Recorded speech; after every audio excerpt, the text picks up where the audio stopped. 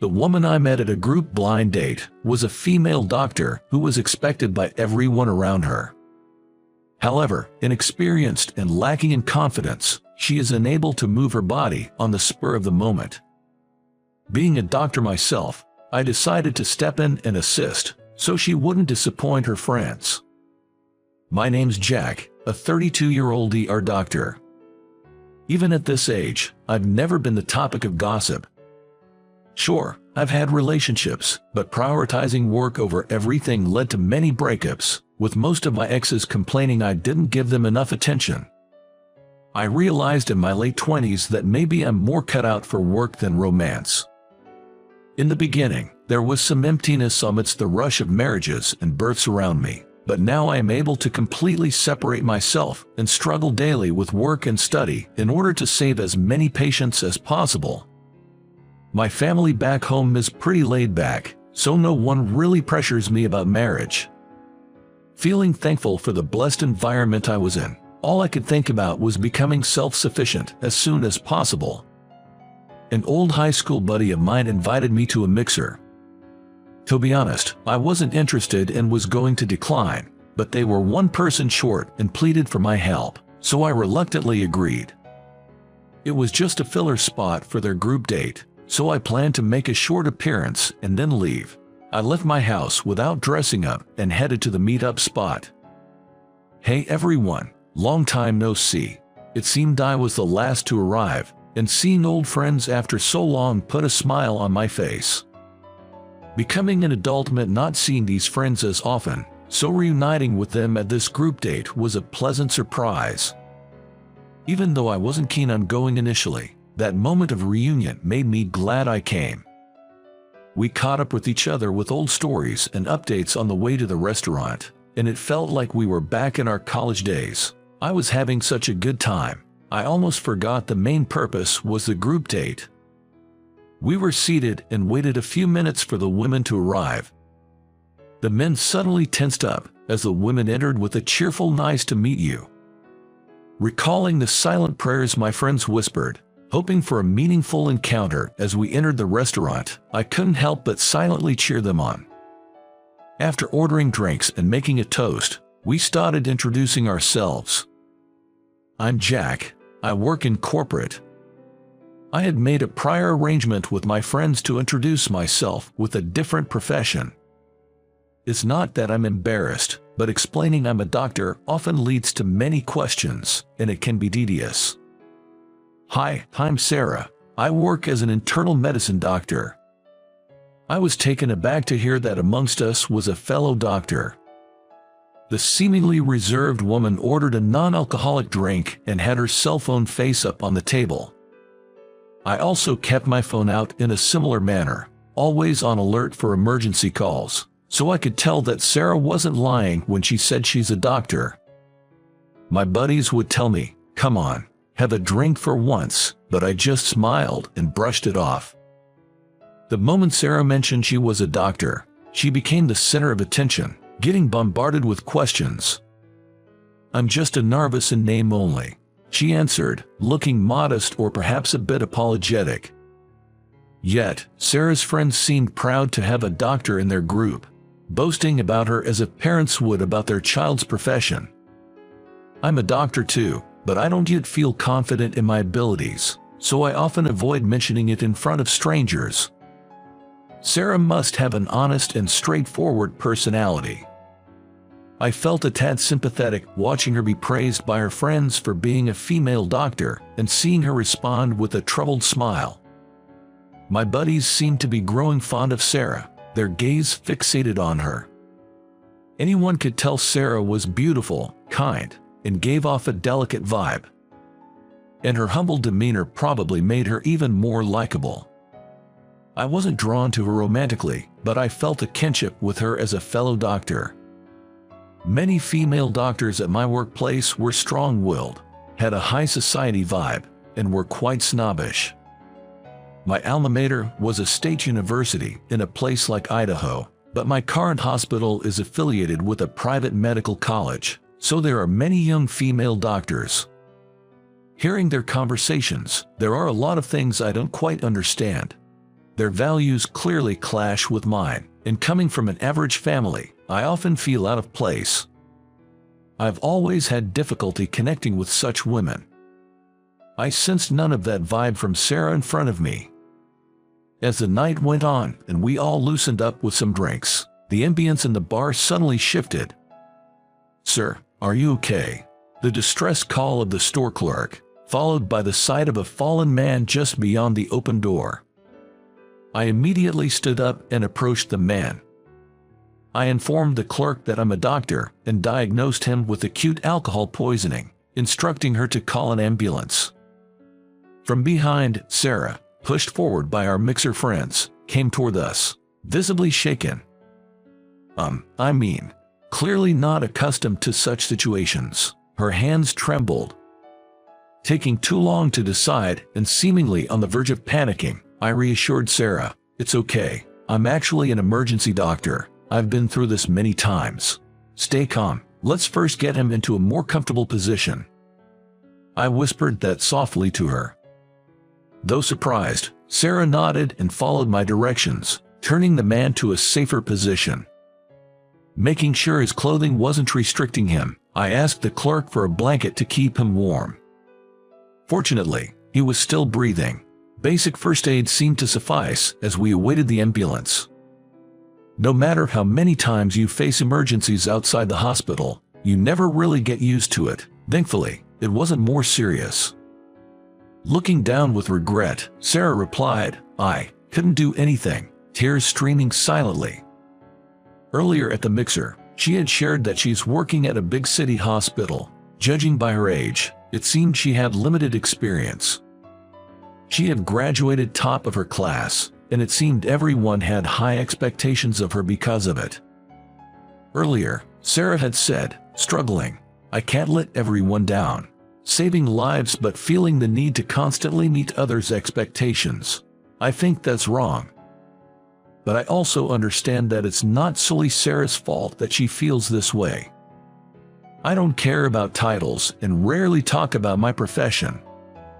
Perhaps because of that, people even say things like, "Oh, right, Jack was a doctor too."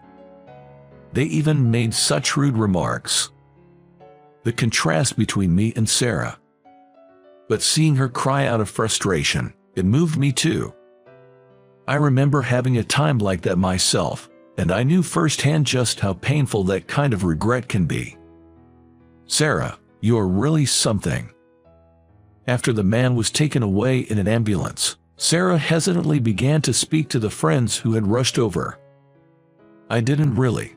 Thanks to your precise instructions, he was saved." She was about to say she hadn't done anything, and I interrupted her and looked up to meet the surprised eyes of Sarah.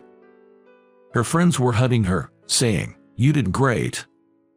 Sarah looked at me as if asking why, but I figured she just didn't want to let her friends down. From Sarah's bag, a medical reference book was peeking out. Despite being a newly published edition, it was tattered and full of sticky notes. She must be putting in an immeasurable amount of effort. It might just be me being pretentious, but hard work is always rewarded. That's why I hope she doesn't get disheartened now. There will be many more setbacks in the future. But I thought that right now, she doesn't need to bear the guilt of letting her friends down. And the mixer ended after the incidents during the first round. I was relieved I didn't have to think of an excuse for not attending the second round. As I was about to head home with other things on my mind, a timid-looking Sarah approached me, saying, "Jack, please wait." When I asked her what was up, she bowed and thanked me. "Would you mind sharing your contact information? I'd like to stay connected, both as friends and fellow doctors." She offered her phone, looking expectant, and I couldn't help but find her endearing. "Here's my number." "Thank you." When I displayed my number, Sarah registered it with a happy look. After exchanging contact information, she waved and went back to join her group of friends. The ladies were planning a sleepover and mentioned they were heading out for some shopping. My buddies and I decided to hit a bar we know and have another drink. Being the usual non-drinker, I was sober and stared at my phone screen. I received a message from Sarah. She simply said, "Thank you." I replied simply, "You're welcome," and hit send. It seemed that Sarah wasn't great at communication either. That was the end of our message exchange for the moment. Afterwards, we exchanged messages a few times a week, sharing trivial things like how beautiful the sky looked today or that a flower she was growing had bloomed. In our exchanges, we never made plans to go out, but rather shared random thoughts, forming an oddly comfortable bond. Still, I found our little chats comforting. We both have a lot to learn. We're both busy anyway, both of us needing to practice and learn from experience. Too much communication can be draining. From time to time, I looked forward to messages from Sarah like, "Let's keep it up," or "Good job today." I realized I had feelings for her 6 months after we first met. Sarah was driven by her past experiences, always studying and attending various trainings to become a doctor who can save lives under any circumstances. I had busy days juggling work and studies too, but I always made sure to get enough sleep and took breaks when I needed to. Sarah, always being so hard on herself, seemed to push through without taking much time to rest. Every now and then, when she'd call and share how she had learned something new, I'd feel genuinely impressed and wanted to support her. It's tough, but it's fun. I feel like I'm finally on my path and I want to become better every day.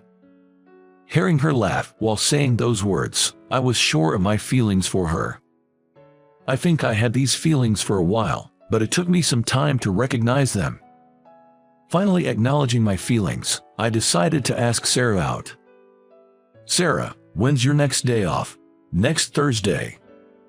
Luckily, our days off matched, so I smoothly brought up the idea of a date. She happily accepted, and I began planning our date. We'd exchanged messages and calls but hadn't met since the day of our initial encounter. Our second meeting in total. But I had decided that on this date, I'd confess my feelings. I knew we both had busy schedules, and it was uncertain when we can meet next. To make my confession successful, I needed the perfect date plan. Then, one night while on duty, an emergency case came in. I quickly assessed the situation, giving directions to the nurse, and rushed to the emergency entrance. The ambulance arrived, and the emergency patient was brought out. With the patient was Sarah, her white knit stained with blood. A man in his 30s collided with an oncoming vehicle while riding his motorcycle. He was unconscious and in critical condition, so we administered CPR and applied emergency bleeding control. While pushing the stretcher together, Sarah explained the situation and the actions taken. "I understand. I'll take it from here." I immediately went into the treatment room and hurriedly administered care, cleaning and stitching the wound, ensuring no damage to the brain. After contacting the patient's family, I finished the treatment. Thanks to the excellent first aid provided, though the injuries were visible, they weren't critical. When I left the treatment room, waiting there was Sarah. "The first aid treatment you gave was perfect and really helped the patient. The patient's life is in no danger," I said, bowing my head in gratitude. Seemingly relieved, Sarah slumped down, saying, "I'm so glad," and tears of relief flowed. After work, I went shopping and saw an accident outside the supermarket. I didn't know what to do at first, but before I realized it, my body just moved on its own. She was scared, but she said she had been reminding herself of why she had been training all this time. It took great courage for her to identify herself as a doctor. She said if she hadn't stepped in, perhaps nobody else would have. I'm aware of how hard Sarah has worked up to this point. "You did well, Sarah." I gently patted her head. Comforted, she nodded, tears streaming down her face. "Sarah, it's getting late, but I'm almost done with work. Would you like to grab some food? There's a diner nearby that's open till morning." Suggesting a meal after work, I invited Sarah. "I'd love to, actually. I haven't even had dinner yet." Sarah replied immediately, mentioning she had been hungry for a while. She looked embarrassed, holding her stomach, and said she would change out of her blood-stained sweater. She grabbed a bag with spare clothes she happened to have and dashed to the restroom. Watching her run, she seemed more dependable than before. It's hard to imagine, especially when thinking about that day when she was so nervous trying to meet her friends' expectations. Perhaps she's slowly gaining confidence in her medical profession. I threw her a good job, as she disappeared from sight. After wrapping up work, I met Sarah sitting at the lobby, and we headed to a nearby diner. We walked in and took our seats to pick from the menu. I ordered grilled chicken, while Sarah opted for steak and potatoes. Sarah's eyes sparkled as she happily ate the food that arrived shortly afterwards. "This place is amazing." Seeing her so pleased, I was glad I brought her here. Before I realized, I was confessing my feelings to her. "Sarah, I like you." Well, she stopped eating, taken aback by the sudden confession. Originally, I had planned to confess during our planned date, a perfect setting I had in mind. I was equally startled, wondering why I had blurted it out now. But what's said is said. Now I had to convey my true feelings. "I admire your hard work, how you always give your best toward your goals. Even the casual texts or the trivial phone calls, I cherish them all." When I told her that Sarah's hard work had saved me many times, she looked down with a blushed face. "This is only our second time meeting, but would you like to date me?" I stood up and reached out my hand. Hesitantly, Sarah took it. "I managed to keep going because of you, Jack. That day, I felt so helpless, yet you helped ensure I didn't let my friend down. I was relieved, but also felt pathetic. But I managed to pull through because of you, even though I can't express it well," she said, taking a deep breath, squeezing my hand tighter. I could feel the intensity of her emotions through her firm grip. To be honest, no words were needed. I could sense the depth of her feelings. "So, I like you too, Jack. If you're okay with someone like me, I'd be grateful." A humble attitude that has not changed since we met. It's so like Sarah, and my affection for her only grows. And just like that, during our second meal together, our relationship began. Despite our busy schedules, we made time for each other, going on numerous dates. Sarah always said she needed more experience and knowledge, pushing herself harder every day. Inspired by her, I've been attending more training sessions and studying every day. I was worried I might make her feel lonely like in my past relationships, but surprisingly, Sarah isn't the type to feel left out easily. We've had a smooth relationship for 2 years now. Even with our busy lives, Sarah is always by my side. The confession plan I had in mind that day didn't work out, but unexpectedly, we ended up being mutually in love. Now, Sarah and I are married and living together. Sarah is expecting a child, adding more joy to our future. Both of us, with our undying passion for our careers, continue to push and inspire each other every day. After her maternity leave, Sarah's considering switching from internal medicine to emergency medicine. I used to immerse myself in work, thinking I wasn't cut out for love, but now, meeting someone with whom I can share happiness and grow together feels like the greatest blessing in life. I'm determined to work hard to protect this happiness in the future.